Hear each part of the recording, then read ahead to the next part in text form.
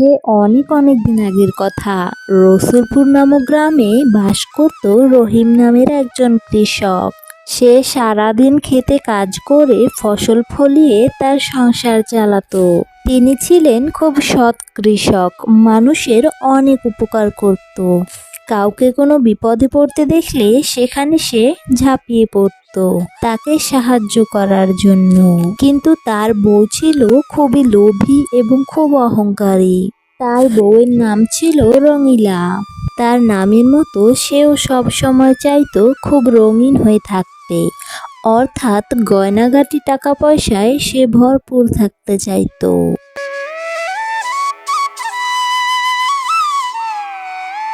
কই গো রঙিলা, শুনছো? আমার বাজারের ব্যাগটা দাও তো।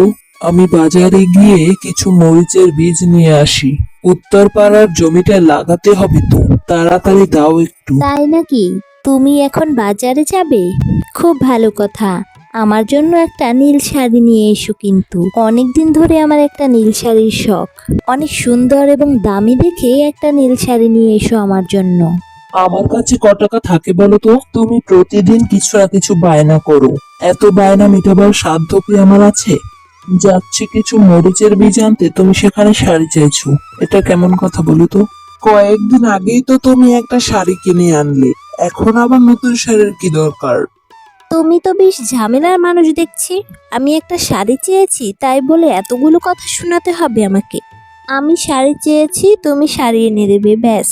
আর যদি এটুকু দেওয়ার মুরুদ না থাকে তাহলে তুমি আমাকে বিয়ে করেছো কেন? শুধুমাত্র আমি বলেই তোমার সংসার করছি। অন্য কেউ হলে কবে এতদিনে চলে যেত। আমাকে ঠিকঠাকভাবে শাড়ি গয়না কিনে দিতে পারো না, আবার বড় বড় কথা বলছো। এই নাও তোমার বাজারের ব্যাগ, যাও তুমি বাজারে। আমার জন্য শাড়ি আনতে ভুলবে না কিন্তু।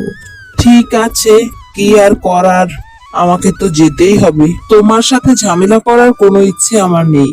আমার আসতে দেরি হবে, তুমি খেয়ে দিয়ে ঘুমিয়ে পড়ো। এই কথা বলে কৃষক বাজারের দিকে হাঁটা শুরু করলো।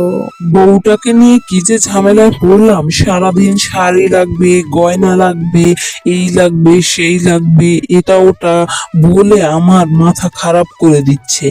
এত এত জিনিস দিয়েও কি করে? এত এত জিনিস কেন লাগবে? আমরা গরিব মানুষ গরিবের মতো থাকি না? এত জিনিস দিয়েও কি করবে? এত চাহিদাওয়ালা বউ হওয়া উচিত ছিল অনেক বড় লোক ঘরের বউ। আমার ঘরে এসেছে দেখেই ওর এত কষ্ট। ঠিক আছে, কি আর করার, আমাকে এখন বাজারে যেতে হবে। মরিচের বীজ আগে কিনতে হবে, তারপরে ওর জন্য একটা শাড়ি কিনতে হবে। হাতের অবস্থাও বেশি ভালো না। আগে একটা শাড়ি এনেছিলাম, তার দামও এখন পর্যন্ত দিতে পারিনি। এই শাড়ির দাম আবার কবে দিতে পারবো কে জানে। মজনু ভাই, আমাকে একটা ভালো নীল রঙের শাড়ি দাও তো। কি বলছো তুমি রহিম ভাই? তুমি তো আমাকে আগের শাড়ির টাকাটাই দাওনি। তোমাকে এখন আমি কিভাবে নতুন শাড়ি দেব? টাকা এনেছো নাকি বাকিতেই নিতে চাচ্ছ আবার? ভাই, তুমি কিছু মনে করো না। আগের দিনের শাড়ির টাকাটা আমি কয়েকদিন পরে দিয়ে দেব। আজকের শাড়ির টাকাটা আমি আজকে দিয়ে যাচ্ছি। তুমি আমাকে শাড়িটা একটু দিয়ে দাও। আমার হাতে টাকা হলেই আমি আগের দিনের শাড়ির টাকাটাও দিয়ে যাব। তুমি কোনো চিন্তা করো না। কম দামের মধ্যে দেখিও, বেশি দামের দেওয়ার দরকার নেই, মোটামুটি মানের হলেই হবে। এ কথা বলে রহিম শাড়ি নিয়ে বাড়ির দিকে হাঁটা শুরু করলো। যেতে যেতে পথে দেখতে পেল গাছের নিচে বসে একজন বুড়ি খুব কাঁপছে। তাকে দেখে খুব অসুস্থ বলে মনে হলো। তুমি কি অসুস্থ নাকি এমনিতেই এখানে বসে আছো? না গো বাবা, আমি অসুস্থ না, কিন্তু আমার শাড়িটা ভিজে গেছে। আমার যে কেউ নেই, আর আমার সারাদিনে কিছু খাওয়াও হয়নি বাবা। খুব খিদে লেগেছে, তাই এখানে বসে আছি। আমার শাড়িটার অবস্থা খুব খারাপ হয়ে গিয়েছে, তাই আমি একটা ভালো শাড়ি কিনতে চাই, কিন্তু আমার কাছে অত টাকা নেই। কিভাবে যে শাড়ি কিনবো সেটাই বসে বসে ভাবছি। তা তুমি কে বাবা? আমি রহিম, আমি একজন কৃষক। তুমি কোনো চিন্তা করো না, আমার কাছে একটা শাড়ি আছে, চাইলে শাড়িটা তুমি নিতে পারো। আর আমার ব্যাগের মধ্যে কিছু খাবার আছে, নাও এই খাবারগুলো তুমি খেয়ে নাও। আর আমার কাছে যে শাড়িটা আছে এই শাড়িটা তুমি নিয়ে নাও। আমি না হয় গিন্নিকে পরে একদিন একটা শাড়ি কিনে দেবো। না না বাবা, তুমি বরং শাড়িটা বাড়িতেই নিয়ে যাও, তোমার স্ত্রী আবার মন খারাপ করবে বাবা। শখ করে একটা শাড়ি এনেছো বউয়ের জন্য, সেটা না দিতে পারলে তোমারও মন খারাপ হবে বাবা। আরে না, তুমি কোনো চিন্তা করো না। আমার বউ প্রতি সপ্তাহে সপ্তাহে শাড়ি কিনে, এই যে 3-4 দিন আগেও একটা শাড়ি কিনেছে। ওকে না হয় আমি পরে আরো একটা শাড়ি কিনে দেবো। তুমি এসব চিন্তা করো না, নাও তুমি শাড়িটা, আর এই খাবারগুলো ঠিক মতো খেয়ে নিও। এখন তোমার কষ্ট হচ্ছে, তোমাকে তো সুস্থ হতে হবে নাকি? আগে তোমার কষ্ট দূর করতে হবে, তারপরে বাকি কথা ভাবা যাবে। ঠিক আছে, এখন তুমি তাড়াতাড়ি খেয়ে নাও তো। তুমি খাওনি শুনে আমার খুব মায়া লাগছে, তাড়াতাড়ি খেয়ে নাও। তুমি অনেক দয়ালু বাবা, তোমার ব্যবহারে আমার মনটা খুব ভরে উঠেছে। তোমাকে আমি কিছু দিতে চাই।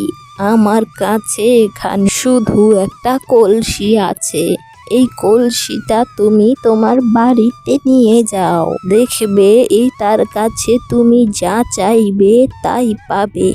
না না বুড়িমা, এসবের কোনো দরকার নেই। তোমাকে আমি সাহায্য করতে পেরেছি, এটাইতে আমি খুশি। আমাকে অন্য কিছু দিতে হবে না। দিতে হবে বাবা, তুমি একজন সৎ মানুষ, তোমাকে আমি দেব। তুমি এই হাঁড়িটা নিয়ে যাও, তোমার অনেক উপকার হবে বাবা।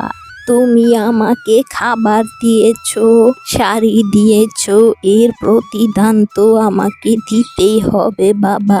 তুমি কোনো চিন্তা করো না, আমার এতে কোনো সমস্যা হবে না। তুমি এই হাড়ির কাছে যা চাইবে তাই পাবে, কিন্তু সাবধান, দিনে দুবারের বেশি এটার থেকে কিচ্ছু চাওয়া যাবে না। এর থেকে দিনে দুবারের বেশি চাইবে না কিন্তু, তাহলে অনর্থ হতে পারে, এটা মাথায় রেখো। যাও, এখন তুমি তোমার বাড়ির দিকে ফিরে যাও।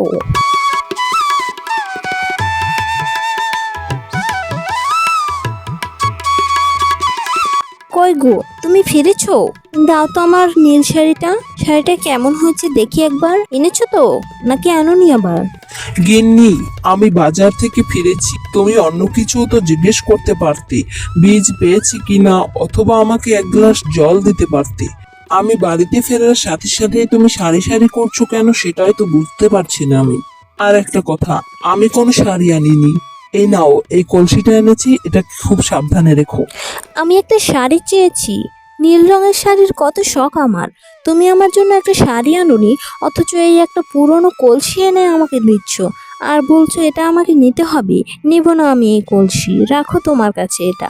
আমার আর কিছু ভালো লাগে না, একটা শাড়িও পাই না আমি তোমার থেকে, কিচ্ছু চেয়ে পাওয়া যায় না। এই সংসারই আমার আর ভালো লাগে না। কৃষকের বউ যখন সেখান থেকে চলে গেল, তখন কৃষক কলসিটিকে বলল, এই কলসি, জাদুর কলসি, তুমি আমাকে একটা নীল রঙের শাড়ি দাও তো।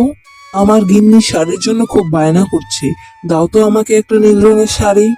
এই কথা বলা মাত্র কলসির মধ্য থেকে একটা নীল রঙের শাড়ি বের হয়ে আসলো। কৃষক সেটা দেখে তো দারুণ খুশি হয়ে গেল। তখনই কৃষক কলসিটিকে একটা ভালো জায়গায় রেখে দিল, আর তার বউকে ডেকে বলল, বউ, এই নাও তোমার শাড়ি, দেখো তো পছন্দ হয়েছে কিনা। তার বউ শাড়িটি দেখে তো অবাক হয়ে গেল। হ্যাঁ হ্যাঁ, খুব পছন্দ হয়েছে, এত সুন্দর শাড়ি তুমি এনেছো আমার জন্য। আর তুমি বলেছো কি না তুমি শাড়ি আনোনি, তুমি আমার সাথে মশকরা করছিলে তাই না? আমি বুঝতে পেরেছি, তুমি আমার জন্য শাড়ি এনেও না আনার ভান করছিলে। তোমাকে অনেক ধন্যবাদ, অনেক সুন্দর হয়েছে শাড়িটি। তখন রহিম বলল, আরে গিন্নি, এটা ওই কলসিটা থেকে হয়েছে, আমি তোমার জন্য শাড়ি আনিনি। বুড়িমার দেওয়া ওই কলসিটা থেকেই এই শাড়িটা পেয়েছি। ওটা একটা জাদুর কলসি, ওটার কাছে আমি শাড়ি চেয়েছিলাম, তাই শাড়ি দিয়েছে। কি বলছো তুমি? ওটার কাছে যা চাবো তাই পাওয়া যাবে? তাহলে তো আমি অনেক অনেক গয়না চাবো, অনেক অনেক টাকা পয়সা চাইবো এখন। না গিন্নি, সাবধান, ওটার কাছে দিনে মাত্র 2বারই চাওয়া যাবে, তার থেকে বেশি কখনোই চাইবে না, তাহলে কিন্তু অনেক ক্ষতি হয়ে যেতে পারে। তাই তুমি সাবধান থাকো, 2বারের বেশি চাওয়া যাবে না। অতএব তুমি একদম চুপ থাকবে, যা চাওয়ার আমি চাইবো। এভাবে করে কলসির কাছ থেকে পাওয়া উপহার থেকে রহিমের জীবন ভালোই কেটে যাচ্ছিল।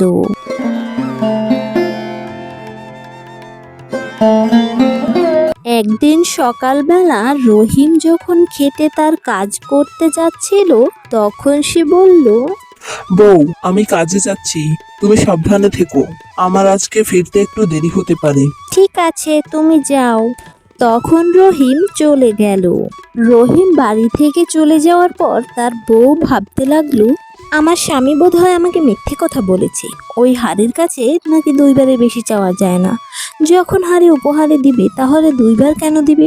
অনেক কিছু দিবে।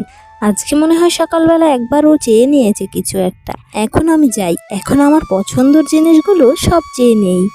এই হাড়ি, আমার জন্য অনেকগুলো শাড়ি দাও তো। এ কথা বলার পরে সেখানে অনেকগুলো শাড়ি চলে আসে। তারপরে সে আবার চাইতে থাকে, এই কলসি, তুমি আমাকে অনেকগুলো গয়না দাও তো। তারপর সেখানে অনেকগুলো গয়না চলে আসে। তারপর সে চাইতে থাকে আরো অনেক অনেক গয়না এবং মণিমুক্তা চাইতে থাকে। এই হাড়ি, তুমি আমাকে অনেক অনেক মণিমুক্তা দাও, আমাকে অনেক বড় লোক করে দাও তো, যাতে আমার আর কোনোদিন কোনো অভাব না থাকে। এই কথা বলা মাত্র রহিমের বউয়ের গয়না এবং শাড়ি সেখান থেকে উধাও হয়ে যায়। তখন হাড়ির কাছে আরো চাইতে থাকলে হাড়ি সবকিছু এক এক করে উধাও করে দিতে থাকলো। এই দেখে তো সে কান্না জুড়ে দিল। বিকেল হয়ে গিয়েছে। রহিম যখন বাড়িতে ফিরল তখন দেখতে পেল তার বউ মাটিতে বসে আছে, সামনে কলসিটি রাখা আছে। রহিম জিজ্ঞেস করলো, কি গো বউ, এখানে এই কলসিটা রাখা আছে কেন? আর তুমি বা কেন মাটিতে বসে আছো? ও গো, শুনছো? আমি এই কলসির কাছে শাড়ি গয়না মণিমুক্ত চেয়েছিলাম, কিন্তু এই কলসি আমার থেকে সবকিছু কেড়ে নিল। তোমাকে তো বলেছি এই হাড়ের কাছে তুমি কিছু চাইবে না, যা লাগে আমি চাইবো। আর তুমি মনে হয় অনেক কিছু চেয়ে ফেলেছো, তাই না? তুমি আমার কথা বিশ্বাস করোনি, তাই না? তোমাকে বলেছিলাম 2বারের বেশি চাওয়া যাবে না, সেখানে তুমি অনেকবার চেয়ে ফেলায় এইটা হয়েছে। তুমি কোনো চিন্তা করো না, আজকে হয়েছে, কালকে দেখা যাবে, কালকে হয়তো আবার 2বার করে চাওয়া যেতে পারে। কিন্তু আমার মনে হয় আমাদের যতটুকু প্রয়োজন ততটুকু চাওয়াই ভালো, এত বেশি বেশি চাওয়া ভালো নয়। হ্যাঁ গো, তুমি ঠিক বলেছ। 3 বেলা খেয়ে পরে বাঁচতে পারলেই তো হলো। আমি এই হাড়ির কাছ থেকে আর কিছু চাইবো না। তুমি আগের মতোই আমাদের প্রয়োজনীয় জিনিসগুলো চেয়েও। এর কাছ থেকে মণিমুক্ত, হীরের গয়না এগুলো চাওয়ার দরকার নেই। আমরা অল্পতেই খুশি থাকার চেষ্টা করব। এরপর থেকে রহিম প্রতিদিন 2বার করে হাড়ির কাছে চাইতো। কখনো খাবার চাইতো, কখনো বা কাপড় চাইতো। এভাবেই তাদের দিন খুব ভালোভাবে কেটে যাচ্ছিল। তাদের সংসারে খুব সুখ স্বাচ্ছন্দ্য ছিল। আমাদের গল্পটি যদি ভালো লেগে থাকে তাহলে তোমরা সাবস্ক্রাইব করে দিও কিন্তু। আর তোমাদের কাছে কেমন লেগেছে কমেন্ট করে জানাতে ভুলো না। তুমি কে এবং কোথা থেকে দেখছো সেটাও কমেন্ট করে জানিয়ে দিও, কারণ আগামী ভিডিওতে হয়তো তোমার নামও ব্যবহার করা হতে পারে কোনো একটা চরিত্রের জন্য। ধন্যবাদ।